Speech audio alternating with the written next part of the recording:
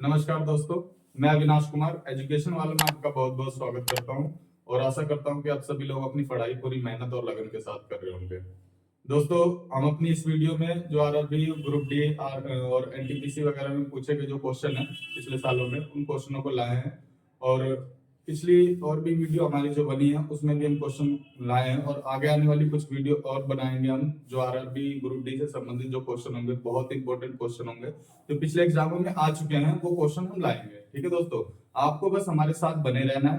ठीक है, और ध्यान पूर्वक हम जो पढ़ा रहे हैं उनको बस सुनना है। आपका जीएस का सारा टॉपिक सिलेबस जो कवर कराने का आप जिम्मेदारी हम पर छोड़ दीजिए। ठीक है ना, गारंटेड है कि जीएस का समझ लो कि 90% क्वेश्चन हम करा देंगे। जो पिछली जो भी एग्जाम आने वाले एग्जाम है आरआरबी ग्रुप डी में, उनसे संबंधित जो भी क्वेश्चन है उसका 90% प्लस हम क्वेश्चन आपको करा देंगे। ठीक है ना, कुछ ही क्वेश्चन बनेंगे जैसे करंट अफेयर वगैरह का हो गया, तो उसके लिए भी हम वीडियो ले आ देंगे। ठीक है ना, अब देख लेते हैं, स्टार्ट करते हैं दोस्तों हम अपनी क्लास। ठीक है ना, सबसे पहला क्वेश्चन है, प्रथम पंचवर्षीय योजना का मुख्य उद्देश्य क्या था।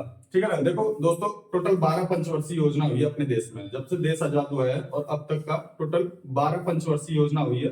2015 में क्या हुआ था, पंचवर्षीय योजना की जगह पे नीति आयोग लाया गया। ठीक है ना, और 2015 से पहले पहले जो भी चल रहे थे, 2015 से पहले पहले जो चल रहा था वो पंचवर्षीय योजना के आधार पर जो विकास वगैरह हो रहे थे।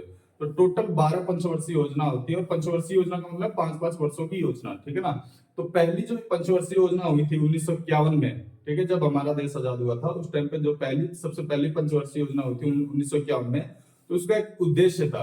और वो उद्देश्य पूछा गया इसमें कि पंचवर्षीय योजना का पंचवर्षीय योजना का जो है ना, पहली पंचवर्षीय योजना का उद्देश्य क्या था। तो पहली पंचवर्षीय योजना का उद्देश्य किस पर ध्यान देना था, कृषि क्षेत्र पर। ठीक है, कौन से कृषि क्षेत्र पर पहली पंचवर्षीय योजना का उद्देश्य है। कई बार पहली पूछता है, कई बार दूसरी पूछता है, ये दोनों बहुत ज्यादा इंपॉर्टेंट है। तो दूसरी पंचवर्षीय योजना का जो उद्देश्य था वो औद्योगिकरण को बढ़ावा देना, मतलब उद्योग, कंपनियों और भी इंडस्ट्रियल चीजें जो होती है हमारे देश में, उसको बढ़ावा देना इसका दूसरी पंचवर्षीय योजना का मुख्य उद्देश्य था। ठीक है ना, तो पहली पंचवर्षीय योजना का कृषि क्षेत्र था मुख्य उद्देश्य, और दूसरी पंचवर्षीय योजना का औद्योगिक क्षेत्र को बढ़ावा देना। ठीक है, क्वेश्चन देख लेते हैं। नेक्स्ट क्वेश्चन है, भारत ने पहली बार किस वर्ष ओलंपिक में भाग लिया। ठीक है दोस्तों, ओलंपिक मतलब ये 4-4 साल में खेला जाने वाला खेल है। 2024 में भी जो हुए थे पेरिस ओलंपिक हुए थे। ठीक है ना, तो उसमें से क्वेश्चन हम लाएंगे अपनी आगे वाली वीडियो में। ठीक है, अभी फिलहाल पूछ रहा है कि भारत ने सबसे पहली बार ओलंपिक खेल में भाग किस वर्ष में लिया था। तो सन 1900 में। कब? सन 1900 में पहली बार जो है ओलंपिक खेलों में भाग लिया था भारत ने। ठीक है ना, सेकंड नेक्स्ट क्वेश्चन है, नवल कोबरा किस राज्य का उत्सव है। देखो, उत्सव से बहुत ज्यादा मतलब त्योहारों से बहुत ज्यादा भी क्वेश्चन पूछे जाते हैं, कौन सा त्योहार किस राज्य से संबंधित है। ठीक है, तो वो उसका भी एक पर्टिकुलर, अगर आप लोग कमेंट करेंगे कि उत्सव के लिए पर्टिकुलर वीडियो ला रही, तो उसके लिए भी हम जितने भी स्टेट है, पूरे 28 के 28 राज्य हैं, उन राज्यों से संबंधित जो भी त्योहार वगैरह बनाए जाते हैं उनकी भी वीडियो, एक सेपरेट वीडियो ले देंगे। ठीक है ना, नेक्स्ट क्वेश्चन है, नवल कुमारा। ठीक है, नवल कुमारा किस राज्य का उत्सव है। तो नवल कुमारा उड़ीसा का उत्सव है। ठीक है दोस्तों, उड़ीसा का जो है ये उत्सव है, और उत्सव से संबंधित बहुत सारे क्वेश्चन भी पूछे जाते हैं जैसा कि हमने बताया है। ठीक है दोस्तों, तो पिछले 3 से 4 सालों में जो भी एग्जाम हुए उनके क्वेश्चन हमारी क्लासों में आपको मिलेंगे। ठीक है ना, आप बस हमारे साथ लगे रहिए। नेक्स्ट क्वेश्चन देख लेते हैं, हमने क्या पढ़ाया था, भौतिक विज्ञान की कौन सी शाखा है जो विराम अवस्था में द्रव के गुणों से संबंधित है। ठीक है, तो इसका आंसर है द्रव स्थिति विज्ञान। ठीक है दोस्तों, क्या है, द्रव स्थिति विज्ञान। नेक्स्ट क्वेश्चन है, भारतीय संविधान का पहला संशोधन कब किया गया था। ध्यान रखना, संशोधन से भी बहुत इंपॉर्टेंट क्वेश्चन पूछे जाते हैं। तो भारतीय संविधान का सन 1951 में सबसे पहला संशोधन जो था, अमेंडमेंट था भारतीय संविधान में, वो किया गया। अब तक 106 अमेंडमेंट हो चुके हैं, सबसे पहला जो था 1951 में किया गया था। ठीक है दोस्तों, नेक्स्ट क्वेश्चन, मानव शरीर का पीएच स्तर कितना होता है। मानव शरीर का पीएच स्तर 7.35 से लेकर 7.45 के बीच में होता है। और पीएच मान की वैल्यू मैं बता देता हूँ, 0 से लेकर 14 के बीच में इसकी वैल्यू आंका जाता है। ठीक है, इसी के बीच में होता है सारा चीज। ठीक है, उसके बाद देख लेते हैं, हिंदुस्तान रिपब्लिक एसोसिएशन की स्थापना कब हुई थी। तो 1924 में हुई थी, और इस जो है संस्थान से संबंधित कौन है, ये भगत सिंह इससे संबंधित है। ठीक है दोस्तों, 1924 में इसकी स्थापना हुई थी। उसके बाद नेक्स्ट क्वेश्चन देख लेते हैं, 2020 तक डब्ल्यूटीओ के सदस्य कितने सदस्य थे। डब्ल्यूटीओ मतलब वर्ल्ड ट्रेड ऑर्गेनाइजेशन, ये विश्व में, पूरे विश्व में जो है व्यापार का, ट्रेड का, उसका नियमन करती है, निगमन करती है। ठीक है ना। तो इसमें देख लेते हैं 2020 तक पूछा है कि तो ये करंट अफेयर का क्वेश्चन पूछा है दोस्तों। 2020 तक डब्ल्यूटीओ में, विश्व व्यापार संगठन में कितने देश सदस्य थे? ठीक है, तो 164 देश, कितने 164 देश इसमें कंट्री इसमें मेंबर थी।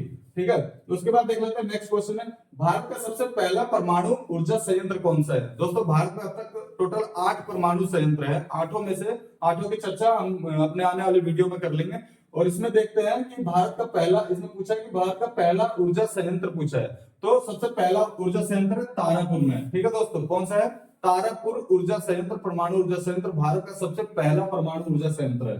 ठीक है, उसके बाद देख लेते हैं नेक्स्ट क्वेश्चन है, प्रसिद्ध हिंदी उपन्यास तमस, ठीक है, बहुत क्वेश्चन, बहुत इंपॉर्टेंट पुस्तक है ये, उपन्यास है ये। ठीक है, इसके लेखक पूछा इसने, तो लेखक कौन है? तमस के लेखक कौन है दोस्त? तो भीष्म साहनी। कौन है? भीष्म साहनी इसके तमस के उपन्यास है, जो उपन्यास है तमस, इसके लेखक है भीष्म साहनी। ठीक है, उसके बाद देखते हैं वेरी वेरी इंपॉर्टेंट क्वेश्चन है, देख लीजिए दोस्तों। ये पूछा कि साइमन कमीशन भारत कब आया? ठीक है, साइमन कमीशन भारत कब आया? तो 1928 में साइमन कमीशन भारत आया था। ठीक है, ये कानूनों की, अंग्रेजों की एक नीति थी, एक कानून था साइमन कमीशन। जब ये भारत आया था तभी नारे लगे थे कि go back, Simon commission go back के नारे लगे थे। ठीक है, उसके बाद नेक्स्ट क्वेश्चन देख लेते हैं, कौन सा उद्योग चूना पत्थर को कच्चे माल के रूप में प्रयोग करता है? ठीक है, तो चूना पत्थर को जो प्रयोग करता है कच्चे माल के रूप में, वो है सीमेंट उद्योग। कौन सा है? सीमेंट उद्योग। ठीक है दोस्तों, नेक्स्ट क्वेश्चन है, प्रोग्रामिंग लैंग्वेज जावा को किसने डेवलप किया था? जावा को किसने विकसित किया था? तो इसका ऑप्शन, इसका आंसर है जेम्स गोसलिंग। कौन है? जेम्स गोसलिंग है इसको विकसित करने वाले। जावा प्रोग्रामिंग एक लैंग्वेज, कंप्यूटर की एक प्रोग्रामिंग लैंग्वेज है ये। ठीक है, जावा कई बार सुना भी होगा आपने नाम, जावा लैंग्वेज। ठीक है, तो इसको विकसित करने वाले कौन है? जेम्स गोसलिंग है। ठीक है, उसके बाद सांची का स्तूप है दोस्तों, वेरी वेरी इंपॉर्टेंट क्वेश्चन है, सांची का स्तूप किसने बनवाया था? ठीक है, तो राजा अशोक ने। ठीक है, जो मौर्य साम्राज्य का राजा था उसने बनवाया था। हमने अपनी पिछली वीडियो में अशोक के बारे में थोड़ा बहुत जिक्र किया है, बाकी अपनी किताबों में, बाकी अपनी वीडियो में आने वाली चीजों में भी उसका अशोक का जिक्र हम कर देंगे। तो कौन, किसने बनवाया था सांची का स्तूप? मौर्य वंश का राजा था अशोक, इसने बनवाया था। ठीक है, कहते हैं अशोक ने 84,000 स्तूप बनवाए थे। ठीक है, कितने? 84,000। उसके बाद देख लेते हैं, भारत का पहला राष्ट्रीय ध्वज झंडा, भारत का पहला झंडा 1906 में, देखो क्वेश्चन इतना दे देगा तुम्हें कि 1906 लिख देगा या जगह लिख देगा, इतना बता देगा, बस तुम्हें थोड़ा सा और आगे हिंट पकड़ के समझना है। तो इसने क्या बताया कि भारत का पहला जो राष्ट्रीय ध्वज है, भारत का पहला जो झंडा है 1906 में, देखो 1906 भी सन दे दिया, बस ये पूछा कि कहां फहराया गया था। ठीक है ना, तो सबसे पहले 1906 में भारत का जो राष्ट्रीय ध्वज है वो कलकत्ता में फहराया गया था। ठीक है दोस्तों, कलकत्ता में फहराया गया था। उसके बाद पुष्प यानी फूल, फूल में कई सारे भाग होते हैं, स्त्री केसर, पुंकेसर, ऐसे कई सारे पार्ट होते हैं। तो उसमें पूछा है कि जो स्त्री केसर है वो क्या है फूलों में, पुष्प में? तो एक मादा जनन अंग है। ठीक है, एक मादा जनन अंग है। ठीक है, उसके बाद देख लेते हैं इंसेक्ट फर्स्ट भी पूछा है, कब चालू किया गया था? तो सन 1983 में, 1983 में इंसेक्ट फर्स्ट भी चालू किया गया था। ठीक है दोस्तों, अगर आपको इसमें डाउट होता है या किसी चीज में कोई दिक्कत होती है तो आप लोग कमेंट कर देना। ठीक है ना, और कमेंट को हमारी टीम जो है, टेक्निकल टीम है, वो पर्टिकुलर जो है उसको मॉनिटरिंग करती रहती है, तो आपको जवाब मिल जाएगा। ठीक है ना, कोई चीज की अगर दिक्कत आ रही है, किसी चीज में समस्या आ रही है, देखो दोस्तों मैंने अपने क्वेश्चनों में ना ऑप्शन नहीं लाया है। ठीक है ना, इस बार डायरेक्ट मैंने आंसर लिख दिया। ऑप्शन में क्या होता है, ऑप्शन मैंने इसलिए भी नहीं लाया है क्योंकि ऑप्शन में क्या होता है, 4 ऑप्शन लिख दो, फिर अगर उसका जिक्र करूंगा तो माइंड थोड़ा डाइवर्ट हो जाता है कि भूलने के चांसेस ज्यादा रहते हैं। और मैं बिल्कुल ये नहीं चाहता कि किसी भी क्वेश्चन को और मैं कराऊं और आप लोग भूल जाए। ठीक है ना, तो मैं ऐसा चाहता हूं कि जो क्वेश्चन मैं कराऊं आपके दिमाग में एकदम सटीक बैठ जाए। ठीक है दोस्तों, इसलिए मैंने डायरेक्ट 4 ऑप्शन ना लेकर मैंने डायरेक्ट उस क्वेश्चन के आंसर लिख दिया। ये बात क्लियर हो गई ना दोस्तों, इसलिए ये जो है मैंने डायरेक्ट आंसर लिख दिया इसके। ठीक है ना, ऑप्शन नहीं लाया। बाकी ये सारे क्वेश्चन और आंसर वही हैं जो पिछले एग्जामों में आ चुके हैं। ठीक है दोस्तों, ध्यान रखना। उसके बाद नेक्स्ट क्वेश्चन देख लेते हैं, पोखरण परमाणु परीक्षण कब हुआ था? देखो परमाणु परीक्षण 1974 में एक बार हुआ था, जब सबसे पहली बार इंडिया ने परमाणु बनाया था। उसके बाद दूसरा पूछा इसमें कि दूसरा परमाणु परीक्षण का नाम क्या है? तो दूसरा परमाणु 1998 में हुआ था और इसका नाम जो रखा गया था, इसका नाम रखा गया था ऑपरेशन शक्ति। ठीक है, जब पहला परमाणु परीक्षण इंडिया में हुआ था उसका नाम था स्माइलिंग बुद्धा, और इसमें दूसरा पूछा है तो दूसरे वाले का नाम है ऑपरेशन शक्ति। ठीक है ना दोस्तों, याद रखना ऑपरेशन शक्ति है दूसरे वाले का नाम। उसका कंप्यूटर में डाटा को किस रूप में एकत्र किया जाता है। जो कंप्यूटर में हम कुछ भी टाइप करते हैं ना, तो कंप्यूटर में कैसे डाटा सेव होता है, तो कंप्यूटर में डाटा सेव जो होता है एक लैंग्वेज होती है, एक पार्ट होता है, एक वो होती है बाइनरी, एक लैंग्वेज होती है, उसको उस लैंग्वेज को कैसे हम बाइनरी लैंग्वेज 010101 ऐसे फॉर्म में होती है। जो भी हम कुछ भी टाइप करते हैं ना ऑल वर्ल्ड, वो सिर्फ दोस्तों कैसे टाइप होती है 010001, बस दो ही वर्ड होता है ये खाली कंप्यूटर में 0101। ये तो हम बस कंप्यूटर अपनी लैंग्वेज को बना लेता है, इसलिए हम कुछ भी लिख सकते हैं। कंप्यूटर जिस भाषा को समझता है, जैसे मैं समझता हूं, मैं हिंदी समझता हूं, मैं इंग्लिश समझ सकता हूं, मैं भोजपुरी समझ सकता हूं, बट संस्कृत या फिर जो मलयालम है वो नहीं समझ सकता है। ऐसी जो कंप्यूटर की भाषा है, हर लोगों की भाषा होती है। अंग्रेजों की भाषा अंग्रेजी है, कन्नड़ की भाषा कन्नड़ी है। जो कंप्यूटर की भाषा है वो पूछा गया दोस्तों।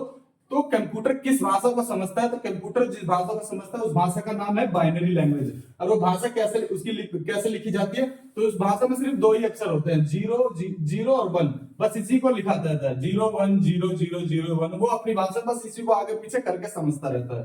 ठीक है दोस्तों, तो मैंने क्लियर बता दिया उस भाषा के बारे में। उस भाषा क्या कहते हैं, बाइनरी लैंग्वेज कहते हैं, जिस भाषा को कंप्यूटर समझता है। ठीक है दोस्तों, उसके बाद देखते हैं नेक्स्ट क्वेश्चन है, नीति आयोग द्वारा वुमन ट्रांसफॉर्मिंग इंडिया अवार्ड कब चालू किया गया था। ये करंट का क्वेश्चन दोस्तों, करंट अफेयर का। ठीक है, तो आप लोग देख लेना, नीति आयोग द्वारा। ठीक है ना, मैंने बताया था ना, योजना आयोग की जगह पर नीति आयोग लाया गया, पंचवर्षीय योजना की जगह पर नीति आयोग लाया गया था। ठीक है, 2015 में, 1 जनवरी 2015 को। ये भी क्वेश्चन कई बार पूछता है। ठीक है, तो नीति आयोग ने वुमन ट्रांसफॉर्मिंग इंडिया अवार्ड्स कब चालू किया गया था, 2015 में नीति आयोग आया, और 2016 में इसने ये अवार्ड्स चालू किया। कौन सा, वुमन ट्रांसफॉर्मिंग इंडिया अवार्ड्स। ठीक है, नेक्स्ट क्वेश्चन देख रहे हैं, संयुक्त राष्ट्र संघ यूएनओ, यूनाइटेड स्टेट ऑर्गेनाइजेशन, ये बहुत इंपॉर्टेंट संगठन है, पूरे विश्व में चलता है। ठीक है दोस्तों, तो संयुक्त राष्ट्र संघ परिषद के कितने अस्थायी सदस्य हैं। देखो दोस्तों, टोटल 15 मेंबर होते हैं। कितने, टोटल 15 मेंबर होते हैं, जिसमें 5 मेंबर जो है स्थायी है, परमानेंट है, वो कभी नहीं बदलेंगे, वो वैसे के वैसे रहेंगे। 5 मेंबर कौन कौन से, अमेरिका है, फ्रांस है, चीन है, रसिया है, ब्रिटेन है। ठीक है, ये 5 देश है जो दोस्त जो स्थायी है, और अस्थायी जो सदस्य होते हैं बचे कितने, 10। तो 10 मेंबर ही पूछा है। ठीक है दोस्तों, इसने पूछा है कि कितने परिषद अस्थायी होते हैं, तो टोटल 15 होते हैं, जिसमें से 5 के मैंने नाम बता दिए, ये अस्थायी है, ये कभी नहीं बदलते। उसके बाद जो बच्चे 10 है ना, वो बदलते रहते हैं, और कितने सालों पे, हर 2-2 साल पे ये बदलते रहते हैं। लेकिन जो अमेरिका है, रसिया है, चीन है, ब्रिटेन और फ्रांस है, ठीक है दोस्तों, ये नहीं बदलते कभी भी, ये स्थायी मेंबर होते हैं। ठीक है दोस्तों, तो यही पूछा है कि टोटल 15 मेंबर होते हैं, 5 होते हैं स्थायी और 10 होते हैं अस्थायी। 5 कभी नहीं बदलते और 10 हमेशा 2-2 साल पे बदलते रहते हैं। ठीक है, उसके बाद देख लेते हैं धातुओं के पतले तारों को खींचने की क्षमता को क्या कहते हैं। कोई भी धातु है, सोना है, चांदी है, कुछ भी धातु है, उसको जब पतले ऐसे पिघला के जब पतले तारों में खींचा जाता है ना, तो उस क्वालिटी को, उसके उस गुण को क्या कहते हैं, वही पूछा गया है। उसके इस गुण को क्या कहते हैं, तन्यता, यानी मतलब तन्यती है ना वो चीज, तो उसी धातु को तन्यता कहते हैं। तो वही पूछा है कि तन्यता, उस गुण, उसके क्वालिटी को क्या कहते हैं, उस क्वालिटी को कहते हैं तन्यता। ठीक है ना, साइंस की लैंग्वेज में उसे कहते हैं तन्यता। ठीक है, तो धातुओं को पतले तारों में खींचने की जो क्षमता होती है उसको हम तन्यता कहते हैं। ठीक है दोस्तों, ये पिछले एग्जाम में बहुत इंपॉर्टेंट क्वेश्चन आए हुए हैं, उन्हीं क्वेश्चनों को हम लाए। ठीक है ना, और अगर आपको रेलवे ग्रुप डी के प्रोसेस, सिलेक्शन प्रोसेस, या किसी भी एग्जाम के सिलेक्शन प्रोसेस के बारे में जानना है कि कितने एग्जाम होंगे, क्या क्या होगा, कितनी फिजिकल होगी, कितनी मेडिकल, उसमें क्या मेडिकल होता है, इसके बारे में अगर जानना है तो आप लोग कमेंट कर दीजिए। अगर आपको समझना है और उसमें क्या क्या, मतलब क्या क्या प्रोसेस होते हैं, क्या क्या स्टेज होते हैं, उनके बारे में जानना है, तो हम सेपरेट वीडियो अपनी ला देंगे। आप लोग कमेंट में उस चीज को आप हमसे पूछ सकते हैं, उसका रिप्लाई हम कर देंगे। ठीक है दोस्तों, ये जो है, और आप लोग दोस्तों सिर्फ इतना है, गारंटेड है, वादा है दोस्तों, आप लोग बस हमारी वीडियो के साथ, हमारे चैनल के साथ या हमारे साथ बने रहिए। ठीक है, गारंटेड है। अभी हम जीएस के क्वेश्चन करा रहे हैं। अगर आपको जीएस के, देखो रेलवे में क्या होता है, 3 एग्जाम आते हैं। जो अदर जो गवर्नमेंट एग्जाम है उसमें 4 सब्जेक्ट होते हैं। कौन कौन से, मैथ होते हैं, रीजनिंग होती है, इंग्लिश होती है, और होती है एक जीएस, ठीक है। लेकिन रेलवे में क्या है, इंग्लिश को हटा दिया जाता है, किसी भी भाषा शब्द को नहीं लिया जाता, सिर्फ तीन ही सब्जेक्ट होते हैं। कौन कौन से? एक होता है मैथ होता है, दूसरा होता है रीजनिंग और तीसरा होता है जीएस। तो अभी हम जीएस की करा रहे हैं। अगर आप लोगों को चाहिए कि मैथ और रीजनिंग के भी चैप्टर वाइज जो है हम लोग सिलेबस कराएं, तो आप लोग कमेंट कर दीजिए, ठीक है ना। तो रीजनिंग का और मैथ का जो भी पिछले एग्जाम में आया हुआ है, जितना भी क्वेश्चन आया हुआ है, वो सारा क्वेश्चन हम अपने एग्जाम में करा देंगे और आपका जो है एग्जाम क्लियर जो है उसका करने का फुल गारंटी दोस्तों इसमें, कि आपका कहीं भी एग्जाम में कोई क्वेश्चन बचेगा नहीं, ठीक है दोस्तों। तो इस बात का अगर कुछ भी चीज चाहिए अगर किसी और सब्जेक्ट के लिए, तो आप लोग कमेंट कर सकते हो, ठीक है दोस्तों। बाकी हम अपनी वीडियो, आप लोग बस हमारे साथ बने रहिए, हम अपना आने वाले जो समय में और भी वीडियो हम ला रहे हैं, ठीक है ना। तो हम हमारा पूरा यही मोटिव है कि कोई भी एग्जाम में क्वेश्चन छूटे ना, ठीक है। ग्रुप डी के बेसिस पे या आरआरबी एनटी की एनटीपीसी जो है उसके बेस पॉइंट पे, उसके पॉइंट ऑफ व्यू से, ठीक है दोस्तों। तो बस आप लोग हमारे साथ बने रहिए, इस चैनल को ज्यादा से ज्यादा शेयर करिए और सब्सक्राइब करिए, ठीक है दोस्तों। धन्यवाद।